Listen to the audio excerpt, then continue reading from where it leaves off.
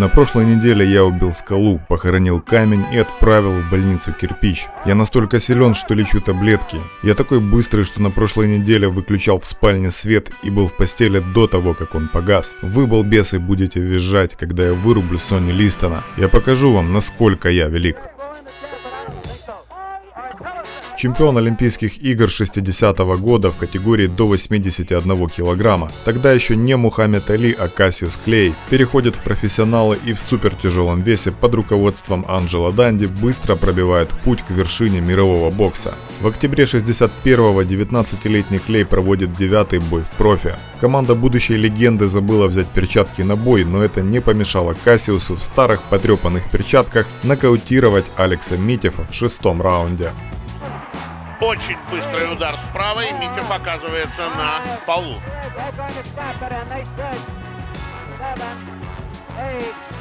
Встает. И все. И рефери считает, что хоть он и встал, но он все-таки слишком потрясен.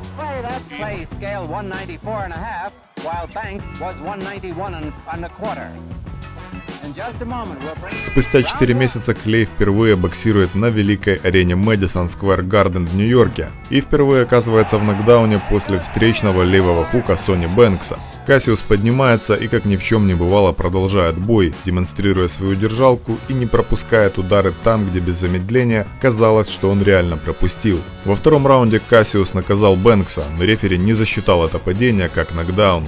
Сонни сразу влепил жесточайший левый хук в голову и попытался развить успех, но тут же левый хук Клея садит Бэнкса на 5-ю точку.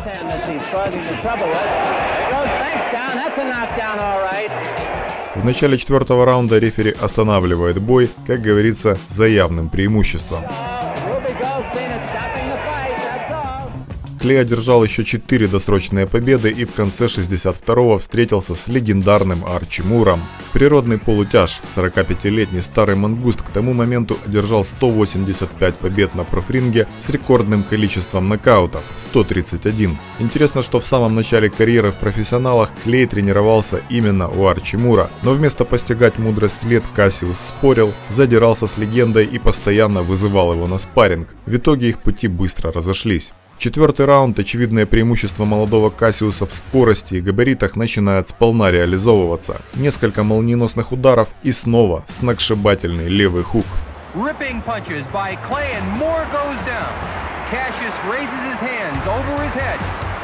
Мур поднимается, но почти сразу снова оказывается на канвасе. На морально-волевых поднимается легендарный Арчи Мур. Добивание и после 3-го падения рефери принимает несомненно правильное решение. Клей одержал еще 3 победы и в 22 года вышел на бой против абсолютного чемпиона мира Сонни Листона. В их первом бою, несмотря на то, что фаворитом 1 к 7 считался Листон, и грязные штучки команды чемпиона, как смазка на перчатках, которая должна была в бою сделать претендента незрячим.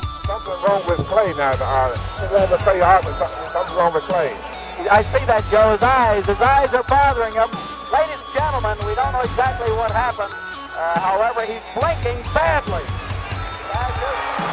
Still having some problems with his eyes. He's blinking and he's bouncing away continually.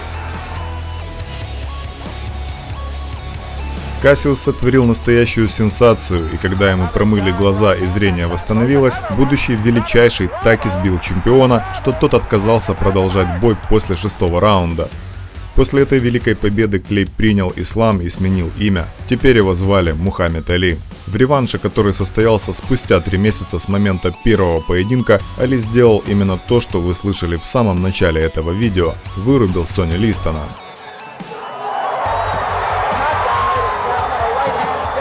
Эта молниеносная контратака справа и есть легендарный невидимый удар Фантом Али.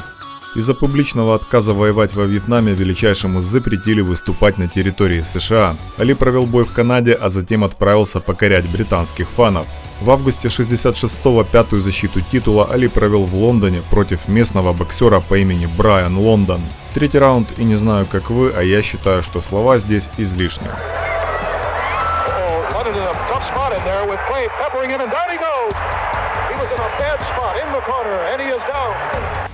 Али продолжил расширять географию своих выступлений и следующий бой провел в Франкфурте против немца Карла Мильденбергера. Претендент дважды побывал в нокдауне, сначала в 5-м раунде после фирменной контратаки справа, а затем в 8-й трехминутке не менее фантомным левым хуком. В 10-м раунде правый прямой влетает точно в подбородок, и Мильденбергер третий раз оказывается на канвасе ринга.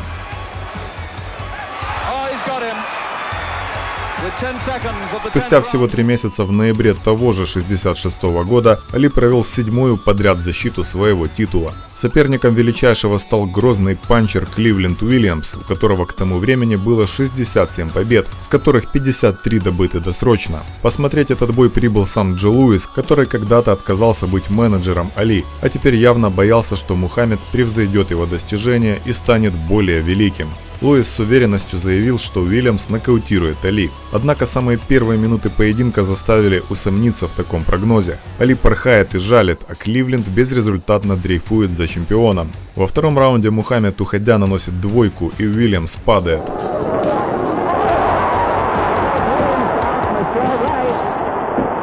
Как по мне, это самый красивый эпизод за всю карьеру Али. Поднимается Кливленд, Али его добивает. Вспышка за вспышкой, и это 2-й нокдаун. Али снова победно поднимает руки.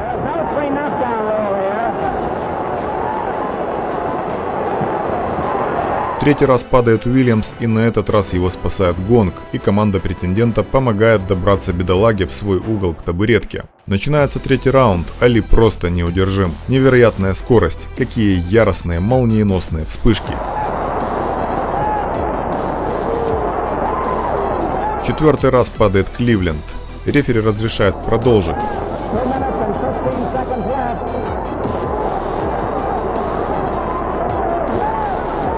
Посмотрите, просто издевается Али. Жаль, нам не показывают лицо прогнозиста Джо Луиса сейчас. Али продолжает разбивать, разрывать Кливленда Уильямса, и все. Еще один грозный панчер повержен. Следующей жертвой сногсшибательного удара Али стал опытный американец Зора Фолли. В 4-м раунде претендент эффектно падает лицом вперед после повторного левого хука.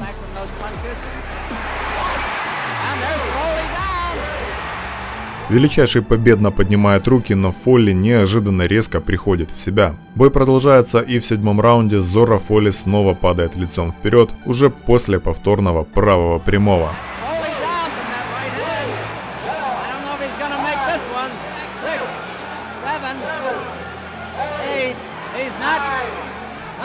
После этого нокаута непобежденного 25-летнего Мухаммеда Али в самом расцвете сил лишили титулов и полностью отстранили от бокса. Более того, его даже могли посадить в тюрьму.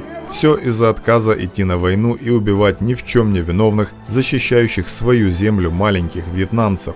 Лишь спустя 3,5 года Али снова смог вернуться на ринг. 7 декабря 70-го года Мухаммед провел 2-й бой после возвращения. Соперником величайшего стал аргентинец Оскар Бонавена. После 14 раундов Али уверенно побеждал на картах судей, а в 15-м все же сумел удосрочить Оскара. Левый хук. Опа! Вот так. Фирменная оттяжка и молниеносная контратака левым хуком отправляет аргентинца на канвас ринга. Бонавена сразу встает, продолжает бой и тут же оказывается во 2-м нокдауне. Нейтральный угол. Добивание от величайшего, Оскар на коленях, и это конец. Всегда, и вот это уже 3-й нокдаун. После такой феерии Али впервые в своей карьере проигрывает дымящемуся Джо Фрейзеру и, быстро залезав раны, побеждает Джимми Эллиса, Бастера Матиса и особо эффектно немца по имени Юрген Блин. В 7-м раунде Блин пропускает двоечку, и тут 2-й удар справа стал бомбой замедленного действия.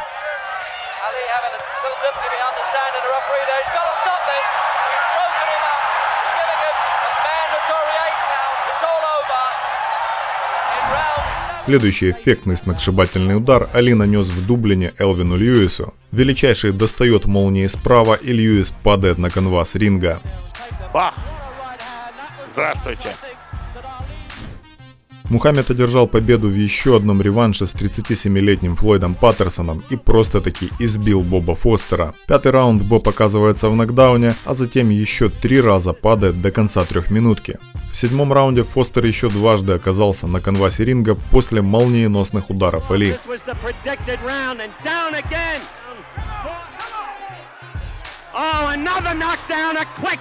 А в 8-й трехминутке величайший нанес удар, который, как по мне, лучше всех подходит, чтобы его называли фантомом. Лишь на замедленном повторе видим, что это был молниеносный, точнейший удар правой в подбородок, который поставил жирную точку в этом противостоянии.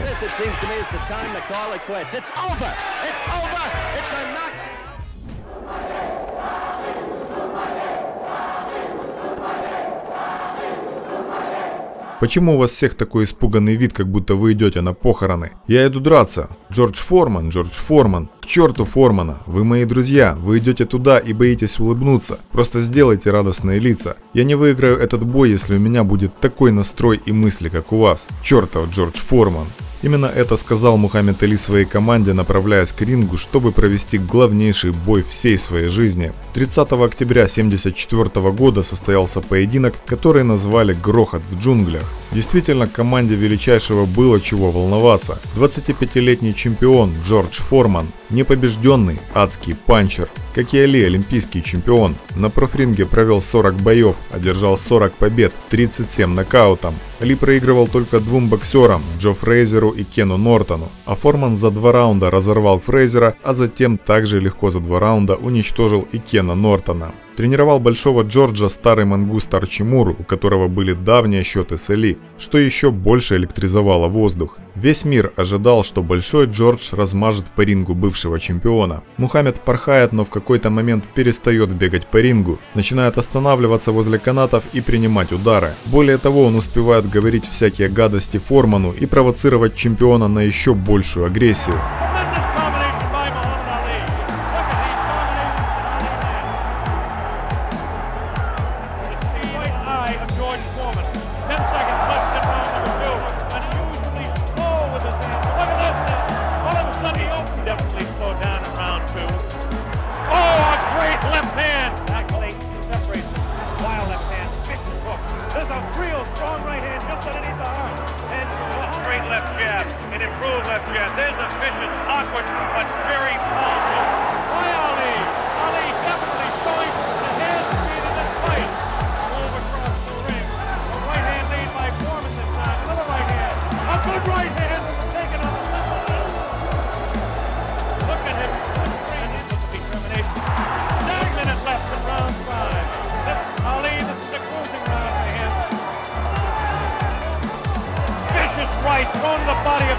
Все думали, что Али спятил, и такая тактика ни к чему хорошему не приведет. Большой Джордж вкладывается в каждый удар, и несмотря на то, что ему удавалось попадать тяжеленными плюхами, в том числе и по корпусу, Али успевал едва заметно смазать и уходить от большинства ударов.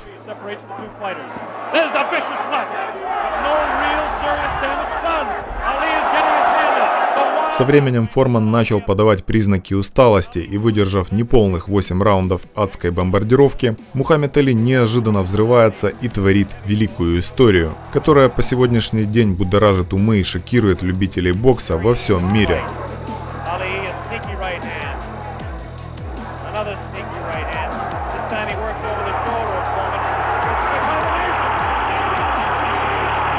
Это нокаут, возможно, самый сенсационный, неожиданный и невероятный нокаут в истории бокса на самом высоком уровне.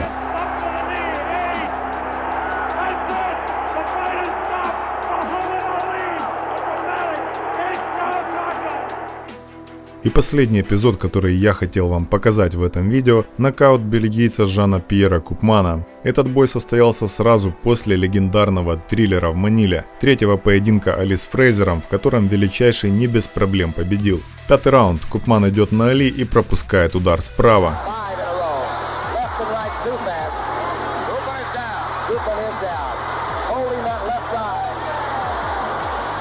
Подняться после этого бельгиец уже не сумел. Величайший таким образом добыл 50-ю победу в своей профессиональной карьере. Порхай как бабочка, жаль как пчела. Мухаммеда Али критиковали в начале карьеры за его революционный стиль, но он побил всех лучших боксеров своего времени и действительно изменил бокс. Всю жизнь он боролся за равенство, справедливость и мир, и несмотря ни на что ни разу не поступил со своими убеждениями и принципами. И даже остановил самого Джорджа Формана, а затем много лет отважно сражался с более страшным соперником – болезнью Паркинсона. Боец и чемпион по жизни, человек, который действительно заслужил, чтобы его называли величайшим. Please welcome the greatest of all time, Muhammad Ali. I must be the greatest. I told the world, I talk to God every day. If God's with me, can't nobody be against me. I'm the greatest thing that ever lived.